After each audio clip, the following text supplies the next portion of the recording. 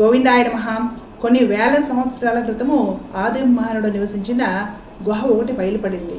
కొందరు ఆ గుహలోకి వెళ్ళి చూస్తే మొత్తం అంతా చీకటి, కొన్ని వేల సంవత్సరాల చీకటి. వెంటనే ఎవరో ఒక చిన్న దీపం తీసుకొచ్చి ఆ గుహలో పెడితే ఇంకేముంది, గుహ అంతా కూడా ప్రకాశంతో నిండిపోయింది. భగవన్ నామస్మరణ కూడా అంతే. చేయడం మొదలు పెడితే కొన్ని వేల జన్మల ప్రారంధ సంచిత కర్మలు కూడా తొలగిస్తుంది. మాలిన్యాలన్నిటిని కూడా భగవన్ నామస్మరణ కడిగేస్తుంది. నిజంగా వేల జన్మల పాపాలు భగవన్ నామస్మరణతో తొలగిపోతాయా అంటే శాస్త్రము తొలగిపోతాయనే చెప్తుంది. వాల్మీకి మహర్షి, తిరుమంగయాళ్వార్, ఇంకా ఎందరో ఒకప్పుడు గజ దొంగలై ఉండి ఈ రోజు పూజనందుకునే స్థితిలో ఉన్నారంటే భగవన్ నామస్మరణ మహత్వమే కారణం.